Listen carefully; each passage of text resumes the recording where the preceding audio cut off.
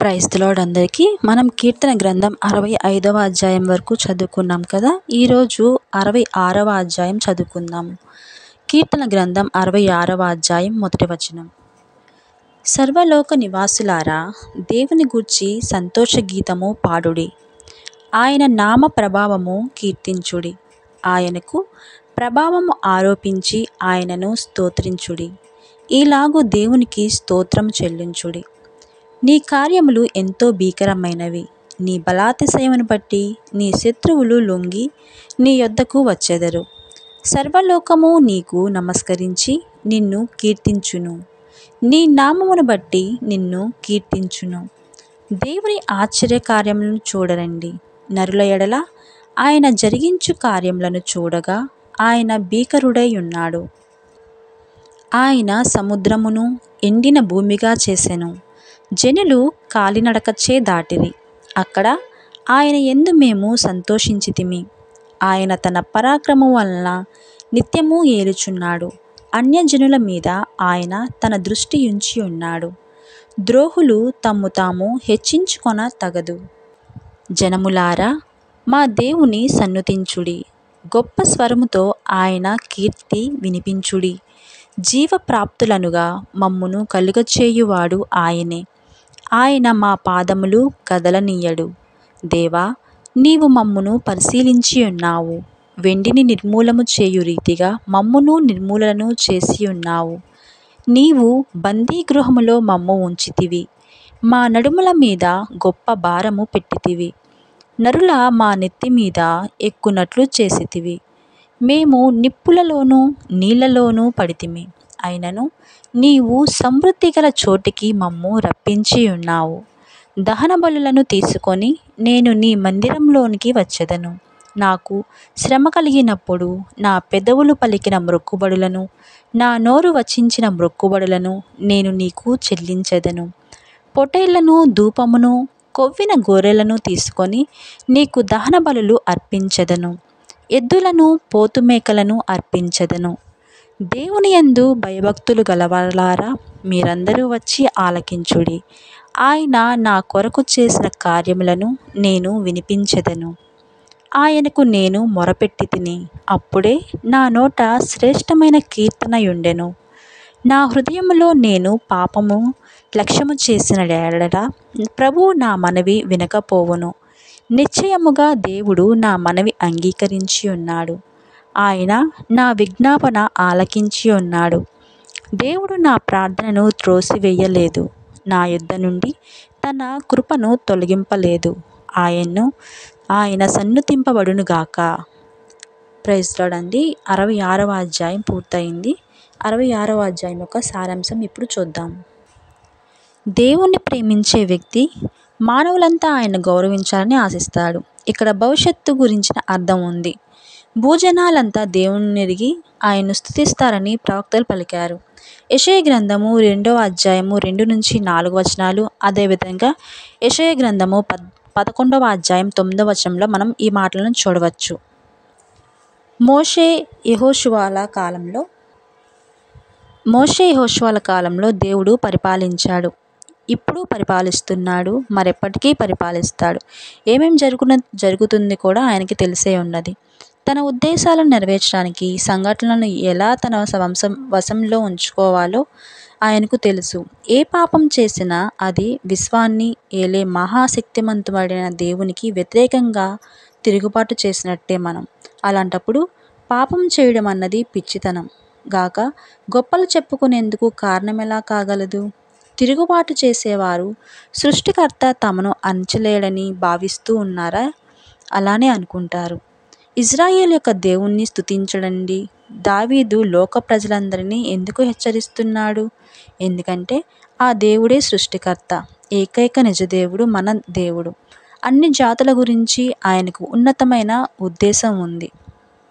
తానే అన్ని జాతులకు దేవుణ్ణని చివరికి ప్రత్యక్షం చేసుకున్నాడు. ఆయన మనల్ని సజీవులుగా ఉంచుతున్నాడు అని కూడా దీన్ని మనం చూడవచ్చు. మనం బ్రతుకుతున్నామంటే ఆయన మూలంగానే. మనం పడిపోకుండా నిలిచి ఉంటున్నామన్నా కూడా ఆయన యొక్క కృపే. ఆయననే స్తుతిద్దాం.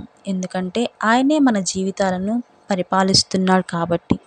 మన పిల్లల్లో ప్రతి వ్యక్తిని దేవుడు పరీక్షిస్తాడు, క్రమశిక్షణ నేర్పిస్తాడు. మనం ఏమై ఉన్నామో దానిని, మన ఆలోచనలను, మన నమ్మకాలను, మన చర్యలను అన్నిటినీ ఆయన పరీక్షకు గురిచేసి శోధిస్తాడు. ఆయన మీద నమ్మకముంచిన వారికి ఈ లోకం పరీక్షా ప్రదేశం. దేవుని వెంబడించే విశ్వాసులకు శుద్ధి చేసే కొలిమి ఇది. అంటే ఇక్కడ దేవుడు నమ్మకాన్ని, గుణాలను శుద్ధి చేస్తూ వికసింపచేస్తూ ఉంటాడు. ఇది ఒక అరణ్య ప్రాంతం, ఒక ఎడారి.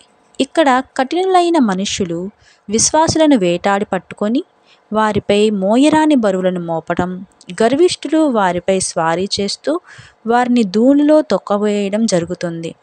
అయితే ఇదంతా దేవుని మంచి ఉద్దేశాలు నెరవేరేందుకే. ఈ లోకాన్ని దేనితో పోల్చాలి? ఇది దేవునికి చెందిన లోహాన్ని ముందు కొలిమిలో కాల్చి తరువాత నీటిలో ముంచడం ద్వారా చెరపెట్టడం, పదును పెట్టడం జరుగుతున్న స్థలం. ఈ విధంగా పవిత్రులు దృఢపడతారు. దావీదు వ్యక్తిగత జీవితంలో ఇలానే జరిగింది. నిజంగా దేవునికి చెందిన వారందరి జీవితాల్లో కూడా ఇలాంటిదే జరుగుతూ ఉంటుంది.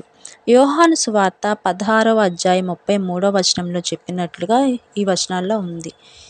ఈ పనులన్నీ చేస్తున్నది మనుషులే అయినప్పటికీ వాటి వెనుక ఉన్నది దేవుని హస్తమే అని గమనించండి.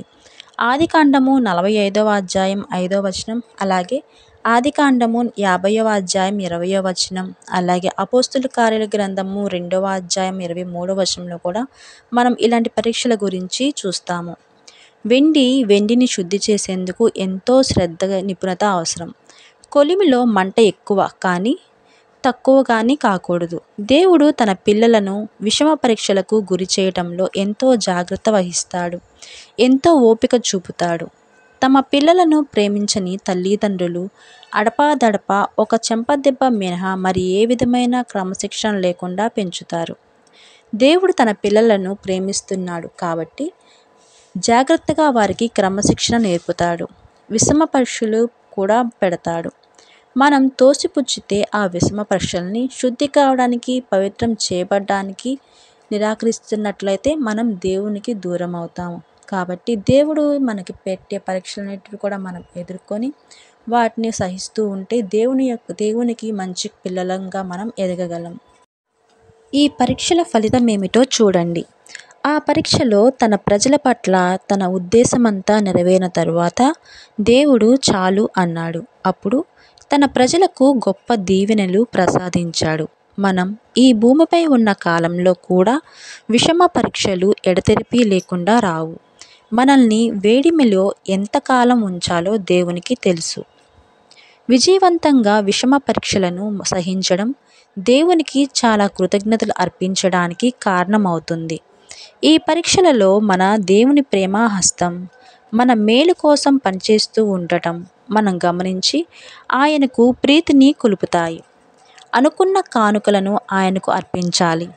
మన సంపూర్ణ హృదయాలను, మన శరీరాలను సజీవ యాగంగా ఆయనకు అర్పిద్దాం. రోమీయులకు రాసిన గ్రంథము 12:1-2 మనం ఈ మాటలను గమనించవచ్చు. ఇప్పుడు ఆయన ఆశించేది ఇలాంటి అర్పణలనే. అతడు దేవునితో మాట్లాడాడు, ఇప్పుడు మనుషులతో కూడా మాట్లాడుతాడు. దేవుడు మన కోసం చేసిన దాన్ని ఇతరులకు చెప్పడం యుక్తం, ఇది మంచిది. దేవుడు దయ, ప్రేమ చూపాడు, అతని ప్రార్థనలను విన్నారు. ఇక్కడి అర్థం తన హృదయంలో ఏ విధమైన చెడుతనమైనా ఉన్నట్లు తాను గమనించి దాన్ని అలానే ఉండనిస్తే, లేక తెలిసి పాపాన్ని మదిలో దాచుకుంటే, దాన్ని ఒప్పుకోకుండా విడిచిపెట్టకుండా ఉంటే, లేక తన ప్రార్థనలో దురాశలు, చెడు ఉద్దేశాలు ఏమన్నా ఉంటే దేవుడు అతని ప్రార్థన వినడు. సామెతల గ్రంథం 15:29, అలాగే యెషయా గ్రంథము 1:15, యోహాను సువార్త 9:31, అలాగే 1 యోహాను పత్రిక 3:21-22 మనం ఈ మాటలను చూస్తాం. హృదయంలో ఉండనిచ్చిన పాపం అడ్డుకున్నంత కంటే ప్రార్థనకు మరేది అడ్డుకోవడం అసాధ్యం. దేవుడు చెడుతనాన్ని, కపటాన్ని ప్రోత్సహించేవాడు కాదు. 66వ అధ్యాయం యొక్క సారాంశం పూర్తయిందండి. మళ్ళీ మరి ఒక అధ్యాయంతో మళ్ళీ కలుద్దాం. Praise the lord.